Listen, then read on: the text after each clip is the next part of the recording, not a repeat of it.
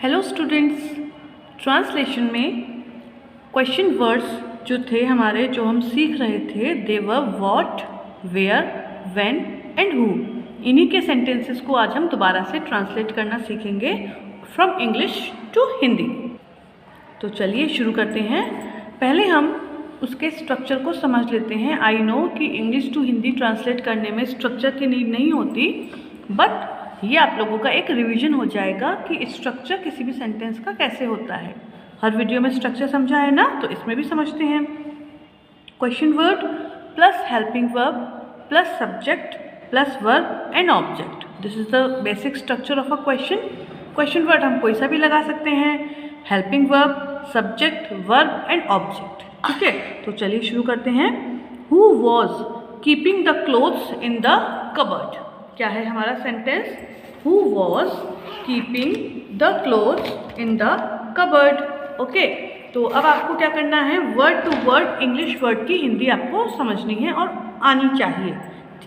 Who का मतलब कौन, वॉज का मतलब था, कीपिंग बताइए रखना, क्लोथ्स कपड़े, इन द कबर्ड अलमारी में, या फिर बताइए कबर्ड को क्या बोलते हैं? अलमारी ही तो बोलते हैं। ओके, तो लास्ट वीडियो में मैंने बताया था हु जो होता है वो हमारा एक तरीके से सब्जेक्ट यूज़ होता है, एज अ सब्जेक्ट हम इसको यूज़ करते हैं। इसीलिए इसमें जनरल स्ट्रक्चर लगा है किसी भी सेंटेंस का। तो हु के बाद हेल्पिंग वर्ब और फिर वर्ब। तो हु का मतलब होता है कौन, और वॉज कीपिंग का मतलब होता है क्या होगा, रख रहा था, क्योंकि वॉज हमारा पास्ट टेंस में है। तो हु वॉज कीपिंग क्लोथ्स कपड़े और इन द कबर्ड अलमारी में। ओके, तो अब हम करते हैं स्टार्ट। सबसे पहले लिखेंगे कौन, कौन के बाद हम क्या लिखेंगे बताइए, पीछे से कौन अलमारी,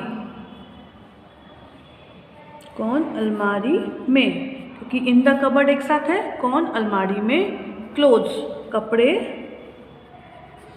वॉज कीपिंग रख रहा था।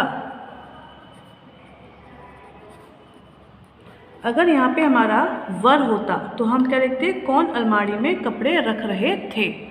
ठीक है, लेकिन यहाँ पे सिंगुलर है तो यहाँ भी हमने सिंगुलर फॉर्म ही यूज़ किया है।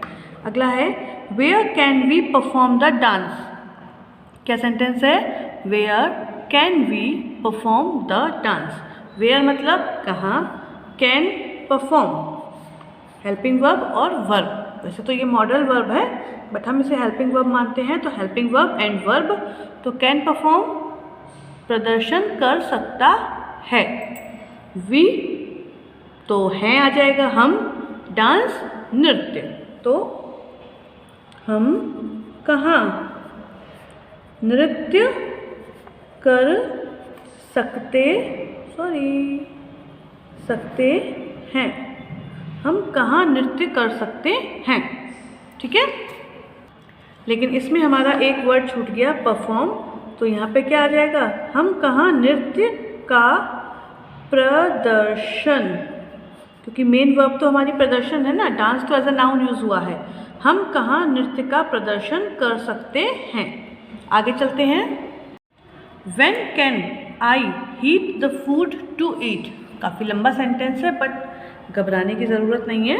When can I heat the food to eat. When कब, can heat, can helping verb, heat verb, तो गर्म कर सकता हूँ, क्योंकि आई है ना, वो हम उसके अकॉर्डिंग लगाएंगे, सब्जेक्ट के अकॉर्डिंग। कैन हीट कर सकता हूँ, गर्म कर सकता है, गर्म कर सकते हैं, कुछ भी लगा सकते हैं। फूड भोजन, टू ईट खाने के लिए। तो व्हेन का मतलब होता है कब, ठीक, कब। अब क्या आएगा, सब्जेक्ट। हम चाहे तो सब्जेक्ट स्टार्टिंग में भी लगा सकते हैं, कब हम क्या लिख सकते थे, हम कब, कोई फर्क नहीं पड़ता। कब हम, टू ईट खाने के लिए, खाने के लिए, फूड भोजन को, कैन हीट मैं आएगा, कब मैं खाने के लिए भोजन को गर्म कर सकता हूँ। थोड़ा ज़्यादा गंदा लग रहा है ना, कोई प्रॉब्लम नहीं है। Who is hiding behind the tree? क्या है question? Who is hiding behind the tree. अब देखिए फर्स्ट सेंटेंस में था हमारा वॉज कीपिंग, यहाँ पे है इज़ हाइडिंग, और लास्ट वीडियो में जो हमने सेंटेंस देखा था वो था हमारा प्रेजेंट इंडेफिनिट टेंस में। तो अगर इसको हमें प्रेजेंट इंडेफिनिट टेंस में चेंज करना है तो क्या करेंगे?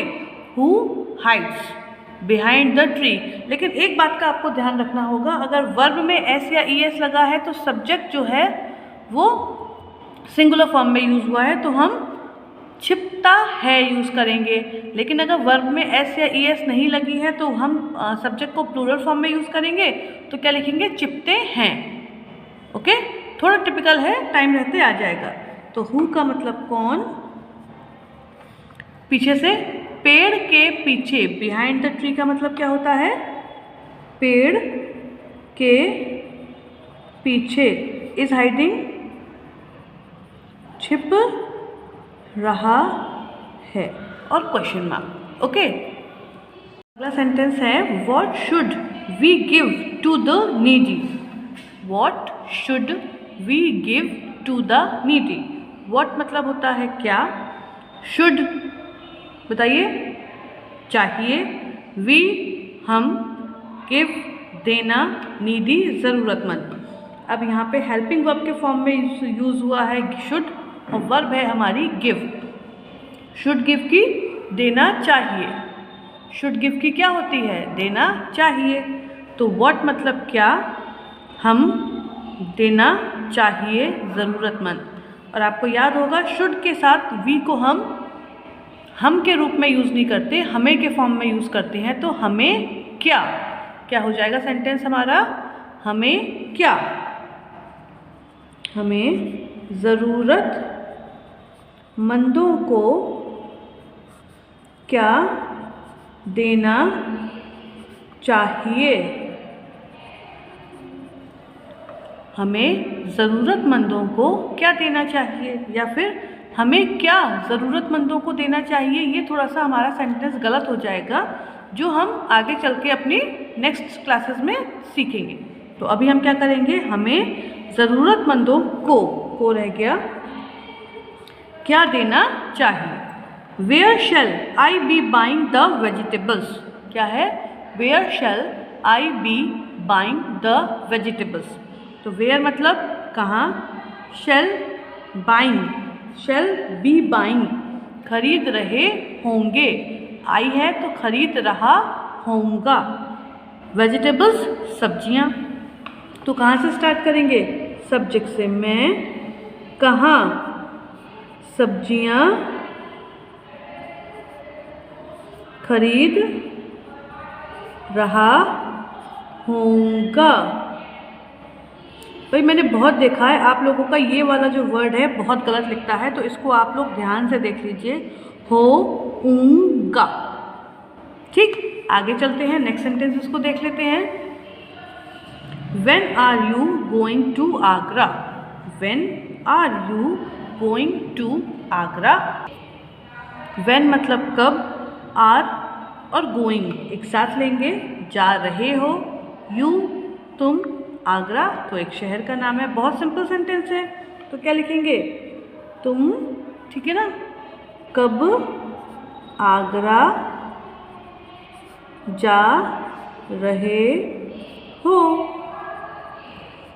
Okay, and last one, what do you carry on your bag. What do you carry on your bag. वैसे तो आपको पता है लास्ट सेंटेंस जो है वो मैं आप लोगों को एज अ होमवर्क देती हूँ, लेकिन ये थोड़ा सा टिपिकल है तो मैं आपको समझा दे रही हूँ।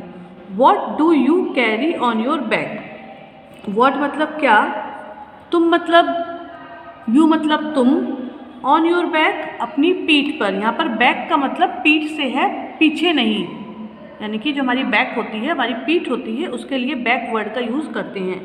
तो क्या, तुम अपनी पीठ पर। डू कैरी, डू कैरी जब एक साथ यूज़ करते हैं डू या डस किसी वर्ब के संग, तो वो प्रेजेंट इंडेफिनिट का सेंटेंस बन जाता है। रिमेंबर, ओके, तो क्या बन जाएगा बताइए? तुम अपनी पीठ पर क्या ढोते हो? ठीक है, तो ये हो गए आपके आज के सेंटेंसेस। हम कल मिलेंगे, आज के लिए बस इतना ही। Good bye.